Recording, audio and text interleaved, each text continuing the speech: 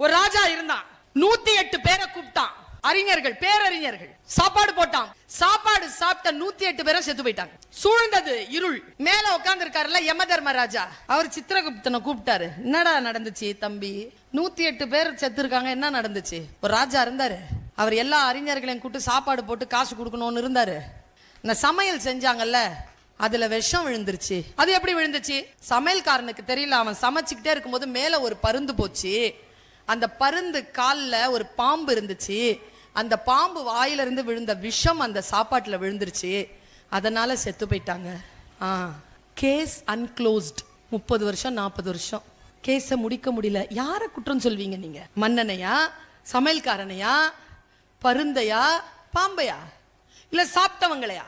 என்ன செய்யறதுன்னு தெரியல. யமதர்மன் பெண்டிங்ல வச்சிருக்காரு கேஸ். அந்த அறிஞர் ஒருத்தன் செத்தான்ல, அவன் பேரன் ஒருத்தன் 40 வருஷம் கழிச்சு அந்த ஊருக்கு தன் தாத்தாவை சாவு பத்தி தெரிஞ்சுக்கிறதுக்கு போறான்.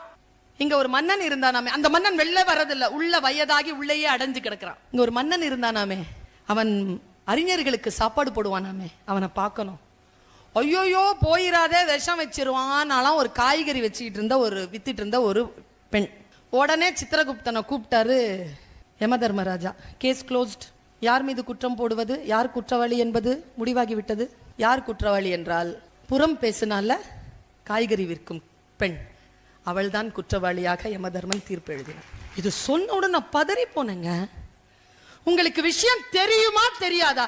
எதுவுமே தெரியாம ஏன் பெருசா ஒரு ஜெனரலைஸ்டா பெரும் குற்றத்தை பேசுகிறீர்கள்? அங்க என்ன நடக்குது என்று நமக்கு தெரிய வேண்டுமா இல்லையா? தெரிந்து ஒன்றை சொல்லலாம். நம்ம கிட்ட இருக்கக்கூடிய வல்லமை குறைந்த விஷயம் என்ன தெரியுமா? நாம தப்பு பண்ணா வக்கீல், அடுத்தவன் தப்பு பண்ணா ஜட்ஜ், உடனே தீர்ப்பு எழுதிடும்.